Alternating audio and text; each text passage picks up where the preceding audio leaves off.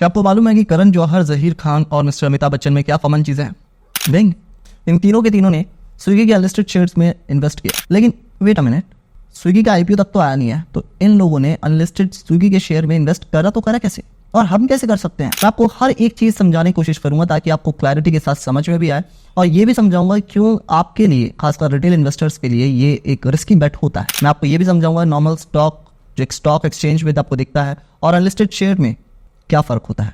सबसे पहले हम जान लेते हैं, जब आप नॉर्मल स्टॉक को खरीदते हैं उसमें क्या प्रोसेस इन्वॉल्व होता है। जैसे कि मुझे एक रिलायंस का शेयर को खरीदना है, तो रिलायंस का शेयर को खरीदने के लिए मुझे पर्टिकुलरली दो चीजें चाहिए होंगी। पहला मेरा डीमैट अकाउंट, और दूसरा मेरा ट्रेडिंग अकाउंट। डीमैट अकाउंट में मेरे जो शेयर होगा, जो मैं खरीदूंगा, वो इलेक्ट्रॉनिकली पार्क किया जाएगा, और ट्रेडिंग अकाउंट से जो खरीद और बेचने का प्रोसेस होता है वो मैं आराम से कर सकता हूँ, इसलिए मुझे ट्रेडिंग अकाउंट चाहिए। अब क्योंकि जैसे कि मैंने आपको बताया, मुझे रिलायंस इंडस्ट्री का एक शेयर खरीदना है, और एक शेयर की जो कीमत अभी चल रही है वो 2678 रुपए के आसपास चल रही है रिलायंस इंडस्ट्रीज की।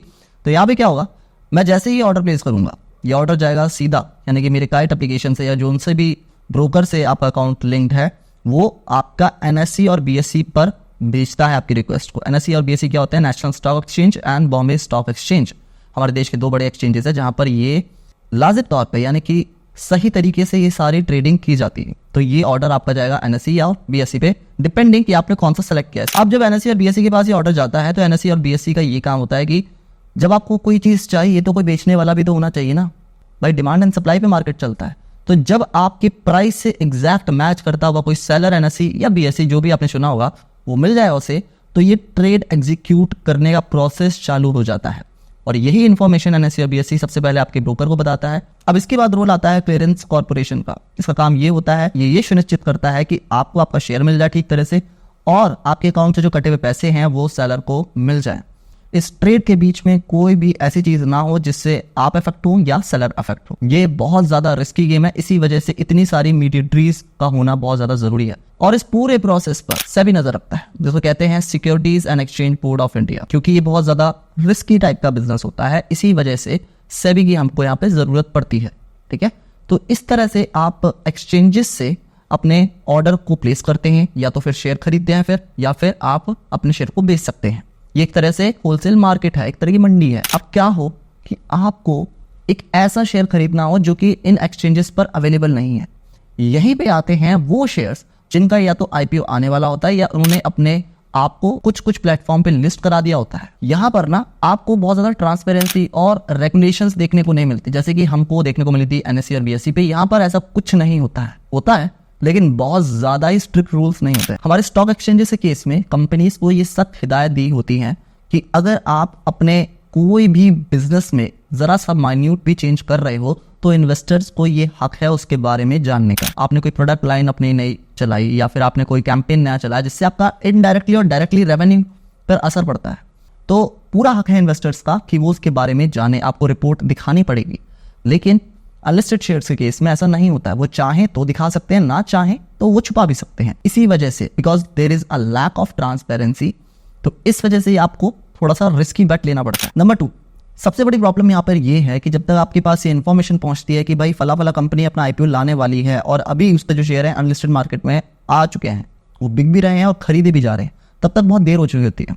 देर इसलिए हो चुकी होती है क्योंकि ये जो क्रीम होती है इस कंपनी की, वो ऑलरेडी बड़े प्लेयर्स लेके बैठ चुके होते हैं, just like VCs and alternative investment groups, just like HDFC और आईसीआईसीआई। जी, अब यहाँ पे होता क्या है, रिटेल इन्वेस्टर्स के पास एक या दो ऑप्शन होते हैं। पहला रास्ता तो ये होता है रिटेल इन्वेस्टर्स के पास कि भाई वो सीधा इनके बैंक, जो इन्वेस्टमेंट बैंक उस कंपनी की मदद कर रहा है आईपीओ लाने के लिए, उसको अप्रोच करें। अब यहाँ पर अगर मैं उस बैंक को अप्रोच करता हूँ कि भाई मुझे इस कंपनी में जिसका आईपीओ आने वाला है और आप जिनकी मदद कर रहे हो उसमें इंटरेस्टेड हूँ इन्वेस्टमेंट के लिए, तो वो सीधा मुझे 1 से 2 या 3 करोड़ का बजट बना के देते हैं। ये लॉट साइज होता है एक तरह से, कि मिनिमम अमाउंट आपको इतना इन्वेस्ट करना पड़ेगा, और पर शेयर हालांकि ये लोग सबसे सस्ता देते हैं।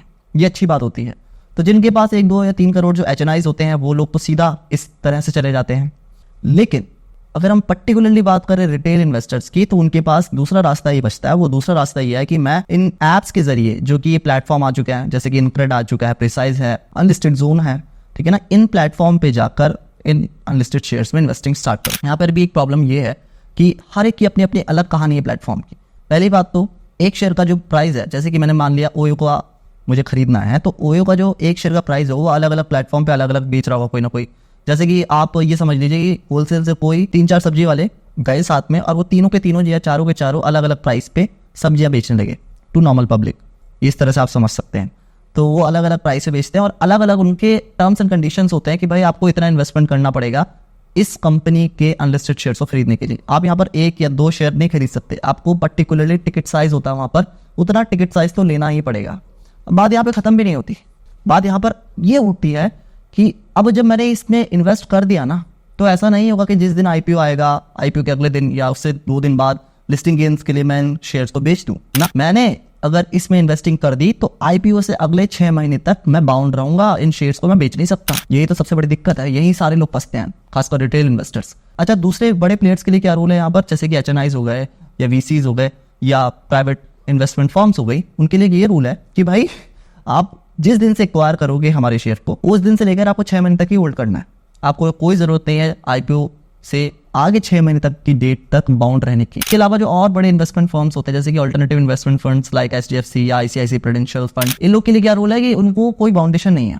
वो आज खरीदे, IPO के अगले दिन बेच दे, ऐसा कोई उन पर बाउंडेशन नहीं है। बाउंडेशन सिर्फ किन लोग पे है, रिटेल इन्वेस्टर्स पे, कि भाई IPO से अगले 6 महीने तक आपको शेयर आपके पास रखने हैं, आप बेच नहीं सकते। तीसरी चीज है लैक ऑफ लिक्विडिटी। मतलब आज आपने अगर कोई अनलिस्टेड स्टॉक को खरीद भी लिया तो आप बेचोगे कहाँ पे, क्योंकि जो अनलिस्टेड स्टॉक का मार्केट है ना, जहाँ से आप ये स्टॉक को खरीद रहे हो और जो बेच रहा है वो रिफंड नहीं लेता।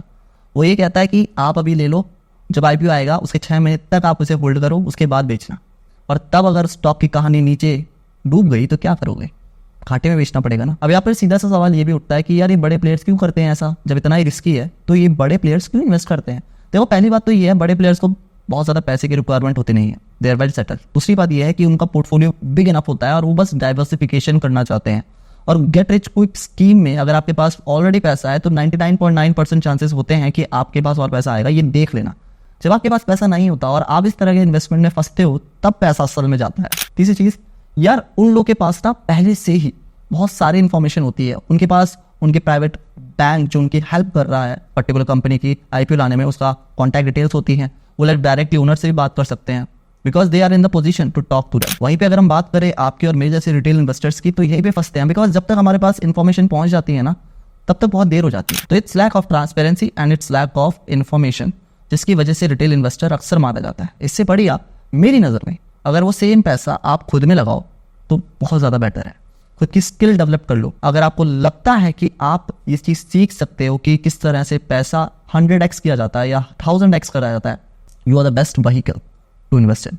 बिकॉज सोच के देखो यार, आप मरते दम तक अपना साथ नहीं छोड़ोगे, तो क्यों ना आप उस चीज़ को सीखो जिसके लिए आप इतना उतारू हो रहे हो। भाई आप ये चाहते हो ना कि आपका पैसा 1000x हो जाए, तो आप उस चीज़ को सीख लो। आप उस चीज़ को किसी कोर्स के जरिए सीख सकते हो, किसी यूट्यूब वीडियो के जरिए सीख सकते हो। There are an number of things और सोर्सेज जहाँ से आप सीख सकते हो। एंड देन जब आप वो चीज़ सीख जाओगे, आपको इन पर्टिकुलर प्लेटफॉर्म्स की जरूरत ही नहीं पड़ेगी। आपके पास सामने से छोटे मोटे बिजनेसेस आएंगे, भैया हमको ना इन्वेस्टमेंट चाहिए, आप थोड़े से पैसे हमें दे दो, बदले में इक्विटी ले लो। और बहुत ज़्यादा पैसे की जरूरत भी नहीं पड़ेगी, 4 लाख 5 लाख और इक्विटी भी ले जाओगे उनकी। इट जस्ट कि आपको अपने दिमाग को उस तरह से ट्रेन करना होता है। On that note I leave you with this, skill compounds way faster than any other investment vehicle in the world. So invest in yourself first and then go for these kind of risky things. Hope you like the video. If you new then consider subscribing. यहाँ पर हम content बनाते हैं finance related. अगर आपकी कोई particular demand हो, do let me know in the comment section and I'll see you in the next video. Bye guys.